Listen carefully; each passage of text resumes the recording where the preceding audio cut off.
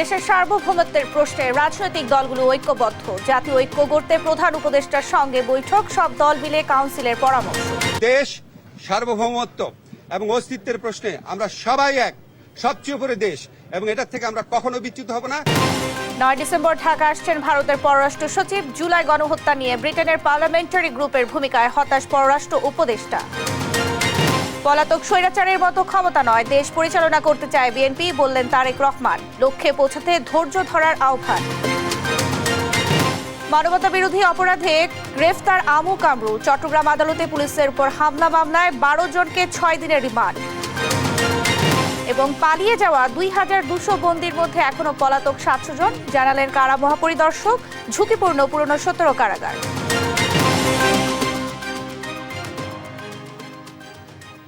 আমন্ত্রণ সংবাদ রাতে, দেখছিলেন সংবাদ শিরোনাম, সঙ্গে আছি আমি শারমিন নাসিম। এবারে বিস্তারিত।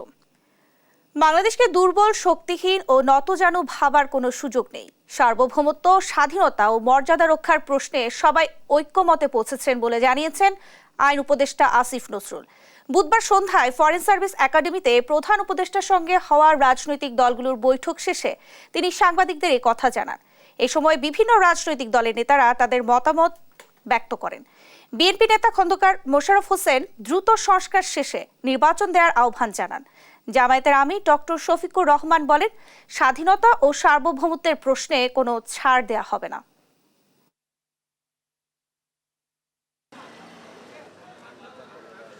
বাংলাদেশে যত পলিটিক্যাল পার্টি আছেন সবাই আজকে উপস্থিত ছিলেন।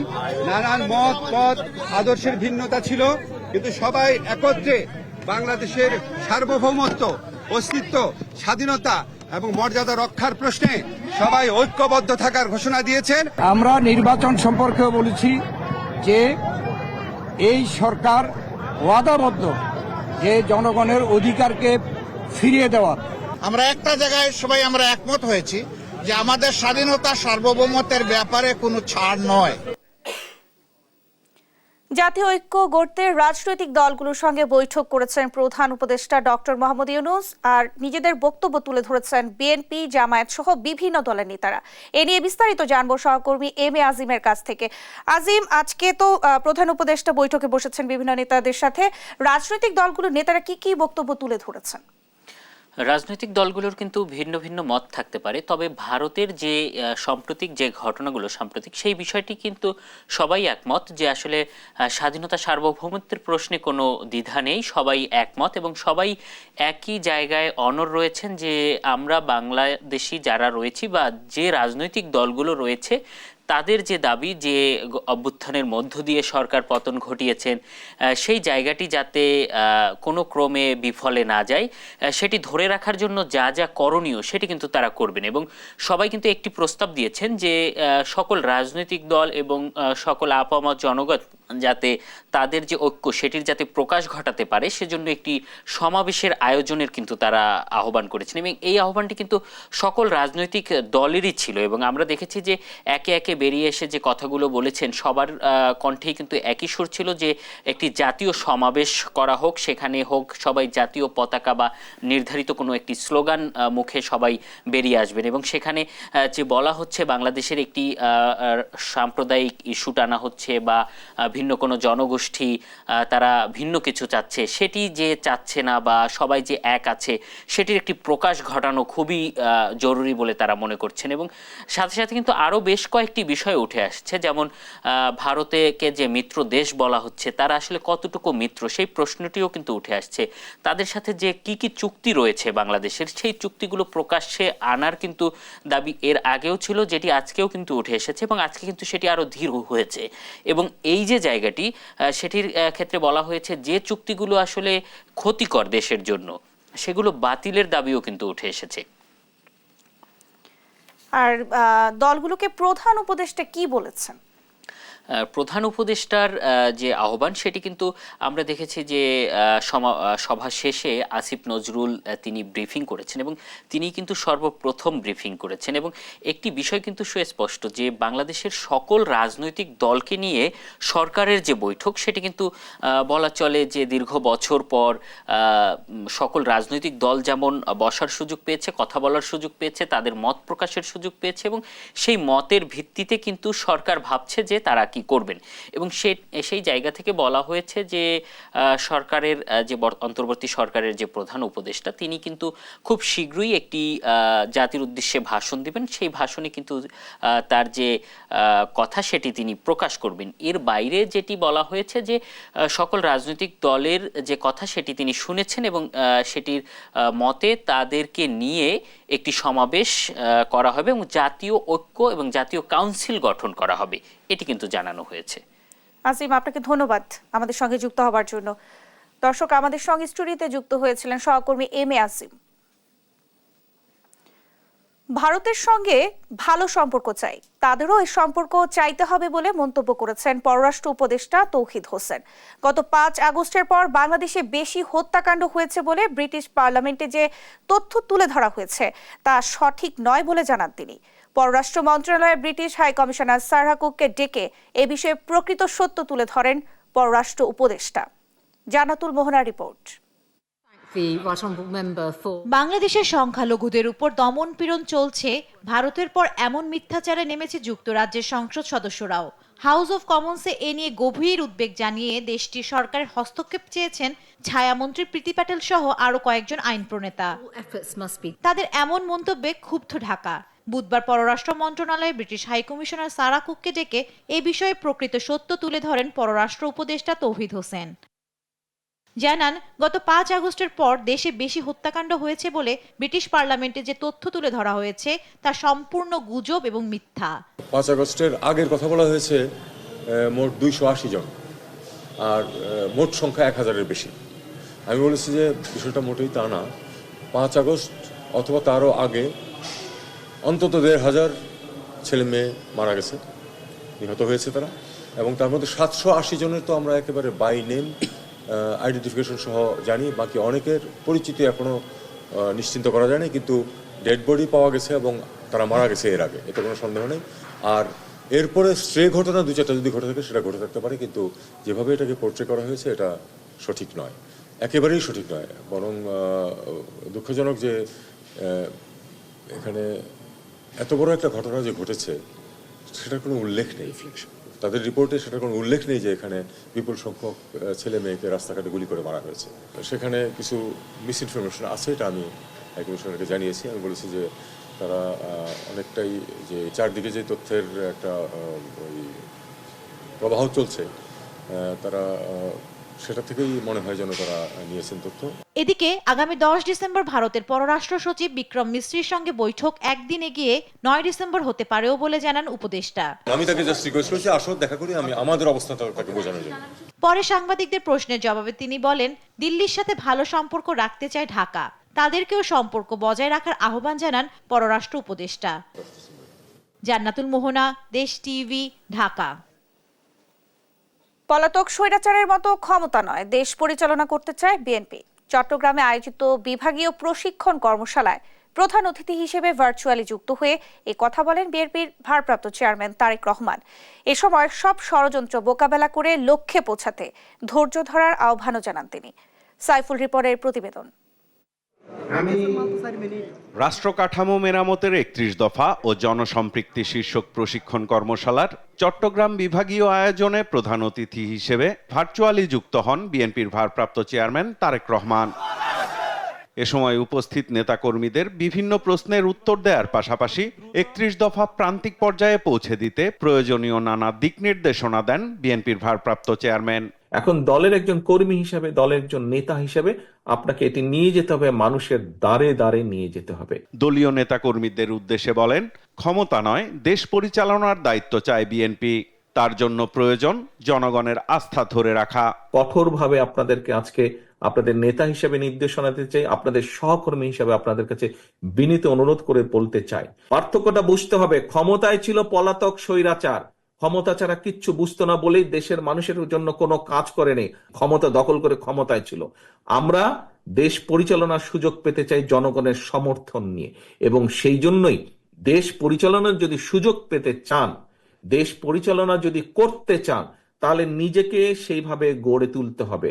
নিজের প্রতি মানুষের সেই সমর্থন, আস্থা অর্জন করতে হবে।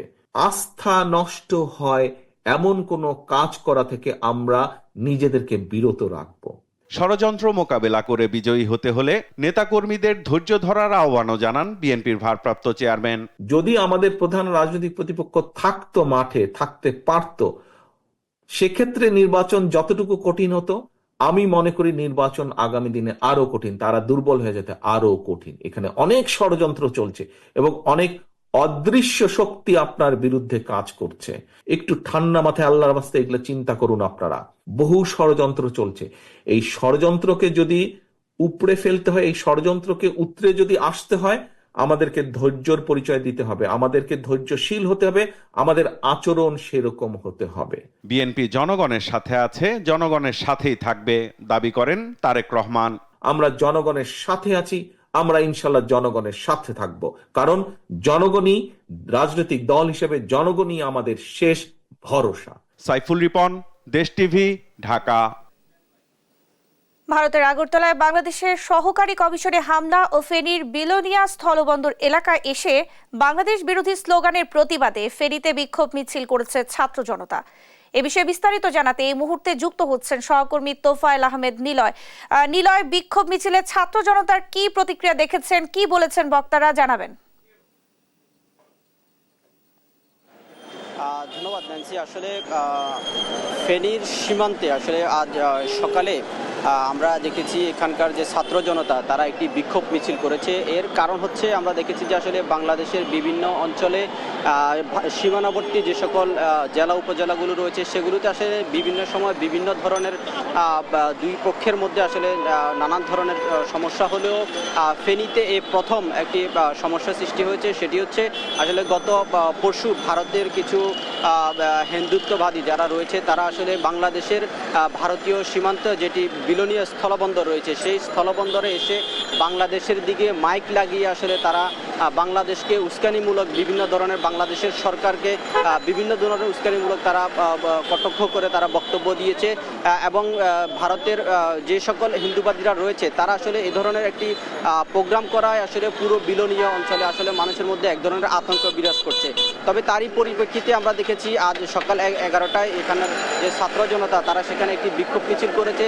সেই বিক্ষোভ মিছিলের যে সকল নেতৃত্ব দিয়েছে তারা আসলে এখানকার যে ছাত্র সমন্বয়ক যারা রয়েছে তাদেরকে আমরা সেখানে দেখেছি। তবে আমরা তাদের কাছ থেকে জানতে চেয়েছিলাম যে আসলে ভারতে এবং বাংলাদেশের মধ্যে আসলে এই ধরনের একটি উত্তেজনা সেটি কিন্তু পুরো ভারত এলাকা জুড়ে এবং কি পুরো ওই ভারতীয় সীমান্ত জুড়ে আসলে এক ধরনের শঙ্কা কাজ করছে সেখানকার মানুষের মধ্যে। তবে সেখানে তারা কি ধরনের আসলে প্রতিবাদ জানিয়েছে সেই সম্পর্কে একজন সমন্বয়ক রয়েছে ওমর ফারুক, আমরা তার কাছ থেকে জানতে চাইবো যে আজকে আসলে আপনারা কি করেছেন সেখানে। ধন্যবাদ দেশ টিভিকে। আমরা ফেনীর ছাত্র জনতা বৈষম্য বিরোধী ছাত্র আন্দোলনের জেলা সমন্বয়ক এবং সহ সমন্বয়ক এবং কি পৌর প্রতিনিধি টিম নিয়ে আমরা আজকে বিলোনিয়া স্থলবন্দরমুখী আমরা কর্মসূচি দিই। ওই কর্মসূচি ছিল আমাদের ভারতীয় হাই কমিশনারকে আমাদের ভারতীয় হাই কমিশনার যেভাবে আপনার ভারতীয় দালালরা হামলা করেছে এবং কি আমাদের বাংলাদেশের মানচিত্র পতাকা অবমাননা করেছে। হ্যাঁ, আসলে শুনছিলেন যে আসলে বাংলাদেশের মানচিত্রকে অবমাননা সহ বিভিন্ন ধরনের উস্কানিমূলক বক্তব্যের প্রতিবাদে কিন্তু তারা সেখানে বিক্ষোভ মিছিল করেছে। তবে সেই বিক্ষোভ মিছিলটি আগামী দিনগুলোতেও তারা অব্যাহত রাখবে এবং কি বাংলাদেশের যে ছাত্র জনতা আছে সেটি প্রতিহত করবে বলে তারা বলছে। ন্যান্সি। নিলয়, আপনাকে ধন্যবাদ। দর্শক, ফেনী থেকে আমাদের সঙ্গে যুক্ত হয়েছিলেন সহকর্মী তোফায়েল আহমেদ নিলয়। জুলাই আগস্টে গণহত্যার অভিযোগে আওয়ামী লীগ সরকারের সাবেক মন্ত্রী আমির হোসেন আমু ও কামরুল ইসলামকে ট্রাইব্যুনালের মামলায় গ্রেফতার দেখিয়ে কারাগারে পাঠানো হয়েছে। 18 ডিসেম্বর আবারও আসামিদের আদালতে হাজির করার পাশাপাশি তদন্তের অগ্রগতি প্রতিবেদন দাখিলের নির্দেশ দেন আদালত। সাবরিনা মজুমদারের রিপোর্ট। 14 বছর আগে হাইকোর্টের পুরাতন ভবনকে আন্তর্জাতিক অপরাধ ট্রাইব্যুনালে রূপান্তরের কারিগর ছিলেন তৎকালীন আইন প্রতিমন্ত্রী কামরুল ইসলাম। ভাগ্যের নির্মম পরিহাস, সেই ট্রাইব্যুনালেই তিনি গণহত্যার দায়ে কাঠগড়ায় দাঁড়ালেন খোদ আসামি হয়ে। হয়তো তাই পুরোটা সময় জুড়ে ছিলেন নিশ্চুপ, আর প্রিজম ভ্যান থেকে বের হয়ে চিরচেনা টিভি ক্যামেরার দিকে তাকিয়েছিলেন আমির হোসেন আমু। প্রসিকিউশন বলছেন 19 জুলাই গণভবনের 14 দলের বৈঠকে কারফিউ জারি ও দেখামাত্র গুলির সিদ্ধান্ত হয়। এরপরই বেপরোয়া হয়ে ওঠে পুলিশ সহ আইন শৃঙ্খলা বাহিনী ও আওয়ামী লীগের ক্যাডাররা। 19 জুলাই 2024 তারিখ সারা দেশব্যাপী যখন মানবতা বিরোধী অপরাধ চলমান আছে, গণহত্যা চলমান আছে, তখন 14 দলের একটি বৈঠক সংগঠিত হয়। গণভবনে এই বৈঠকে তিনি একজন নেতৃত্বস্থানীয় ব্যক্তি ছিলেন এবং সেই বৈঠকে কারফিউ জারির সিদ্ধান্ত হয় এবং কারফিউয়ে দেখামাত্র গুলির সিদ্ধান্ত হয়। আর কামরুল ইসলামের বিরুদ্ধে অভিযোগ সাভার এলাকায় নিরীহ ছাত্র জনতার ওপর গণহত্যার নির্দেশ দেওয়ার। শুনানি শেষে 2 জনকে গ্রেফতার দেখিয়ে 18 ডিসেম্বর হাজির করার নির্দেশ দেন ট্রাইব্যুনাল। তাদের বিরুদ্ধে ইতিমধ্যে তদন্তে যে সমস্ত অভিযোগ পাওয়া গিয়েছে আমরা সেগুলোকে ট্রাইব্যুনালের সামনে পড়ে শুনিয়েছি, তারাও শুনেছেন।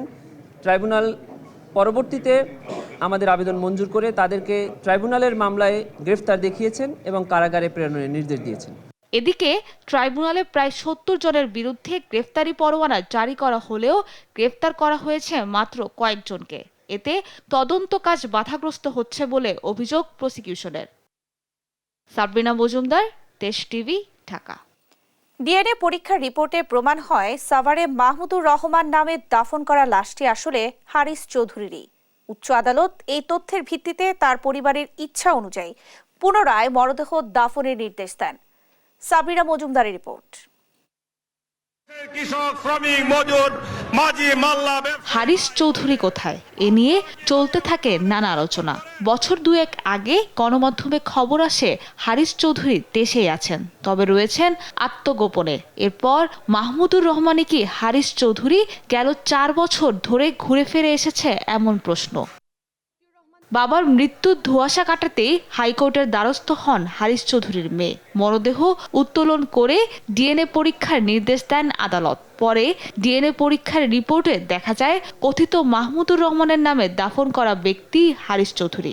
গত সরকার দাফন দিয়েছিলেন এবং আমাদেরকে ওনার প্রকৃত পরিচয় উদ্ঘাটন করতে বারণ করেছিলেন এবং জোর করে খুবই দ্রুততম সময়ের মধ্যে ওনার মূল পরিচয় গোপন করে তাকে সাভারের বিরুলিয়াতে একটি মাদ্রাসায় দাফন করতে বাধ্য করেছিলেন। তো আমরা ওনার প্রকৃত পরিচয় উদ্ঘাটনের জন্য ওনার মেয়ে উনি একটি রিট পিটিশন দায়ের করেন। সেই রিট পিটিশনে মহামান্য আদালত 5/9/2024 তারিখে অর্ডার দেন। সত্য প্রতিষ্ঠিত হওয়ায় সন্তোষ প্রকাশ করেছেন হারিস চৌধুরীর পরিবার। বাবার শেষ ইচ্ছে অনুযায়ী যথাযথ মর্যাদায় দাফন করা হবে বলেও জানান তিনি। সত্য সূর্যের মতো আব্বুর ব্যাপারে যে সত্যটা, সেটা এই 3টি স্টেজের মধ্যে দিয়ে গেছে, অগ্নি পরীক্ষার মধ্যে দিয়ে গেছে। আমি শুরু থেকেই বলেছি আমি দাফন করেছি নিজের হাতে, আমার বুকে আমার বাবা মারা গেছেন এবং সেই সত্যটা বেরিয়ে আসলো। এটা দুঃখজনক যে আমাকে এটার মধ্যে দিয়ে যেতে হলো। সাবেক প্রধানমন্ত্রী বেগম খালেদা জিয়ার রাজনৈতিক সচিব ছিলেন হারিস চৌধুরী, ছিলেন বিএনপির যুগ্ম মহাসচিব। 2007 সালে 111 সরকারের সময় আত্মগোপনে চলে যান প্রভাবশালী এই নেতা। সাবরিনা মজুমদার, দেশ টিভি, ঢাকা। 5 আগস্টের পর 11 শীর্ষ সন্ত্রাসী ও 174 জন জঙ্গি জামিনে মুক্তি পেয়েছে। পালিয়ে যাওয়া 2200 বন্দীর মধ্যে এখনও গ্রেফতার হয়নি 700 জন। সকালে কারা অধিদপ্তরের সংবাদ সম্মেলনে এসব তথ্য জানান কারা মহাপরিদর্শক ব্রিগেডিয়ার জেনারেল মোতাহের হোসেন। বলেন, দেশের 17টি কারাগার অতি পুরনো হওয়া ঝুঁকিপূর্ণ। আরও জানাচ্ছেন শাহাদাত নিশাত। বর্তমানে পরিবর্তিত পরিস্থিতিতে কারা অধিদপ্তরে নেওয়া বিভিন্ন পদক্ষেপ ও বাস্তবায়নের বিভিন্ন বিষয়ে সাংবাদিকদের মুখোমুখি কারা অধিদপ্তরের মহাপরিদর্শক। সাম্প্রতিক সময়ে কতিপয় প্রকাশিত সংবাদের প্রেক্ষিতে এই সময় গেল 3 মাসে দেশের 69টি কারাগার নিয়ে বিভিন্ন পরিকল্পনার কথা জানান কারা মহাপরিদর্শক। তুলে ধরেন কারাগারে বিভিন্ন পরিবর্তনের বিষয়েও। ভিতরে যে আমরা ক্যান্টিন পরিচালনা করতে, এইটার ব্যাপারে আমরা সুনির্দিষ্ট কিছু নির্দেশনা দিয়েছি। তার মধ্যে একটা হচ্ছে সুনির্দিষ্ট অর্থাৎ নিয়ম মাফিক দাম নির্ধারণ করে দেওয়া এবং এটা সকলের জন্য উন্মুক্ত রাখা হয়েছে এবং এর পাশাপাশি সকল বন্দীদের মাসিক একটা সুনির্দিষ্ট সর্বোচ্চ অঙ্কের ব্যয় নির্ধারণ করে দেওয়ার জন্য আমরা পদক্ষেপ নিয়েছি এবং অতি অল্প সময়ের মধ্যে এটা কার্যকর করা হবে। পরে সাংবাদিকদের প্রশ্নের জবাবে তিনি বলেন, 5 আগস্টের পর জেল থেকে জামিনে মুক্তি পেয়েছে 11 শীর্ষ সন্ত্রাসী। 174 জনের মতো বিভিন্ন যারা জেএমবি অথবা বিভিন্ন নামে ছিলেন তাদের মধ্যে, আর শীর্ষ সন্ত্রাসী নামে আমাদের ডেফিনেশনে 11 জন মুক্তি পেয়েছে। পালিয়ে যাওয়া 2200 আসামির মধ্যে গ্রেফতার করা হয়েছে 1500 জনকে। আমাদের এই মুহূর্তে পুনরায় গ্রেপ্তার হয়েছেন 1500 মতো, অ্যারাউন্ড 700+ বন্দী যারা এখনো পলাতক রয়েছে। দেশের কারাগারগুলোতে প্রিজন সেল নির্মাণ হলে পিজি হাসপাতালের মতো এমন অনাকাঙ্ক্ষিত ঘটনা আর ঘটবে না বলেও জানান কারা মহাপরিদর্শক। 17টা কারাগার অতি পুরনো এবং এগুলোকে আসলে আমাদের পুনর্নির্মাণ করতেই হবে। শাহাদাত নিশাদ, দেশ টিভি, ঢাকা।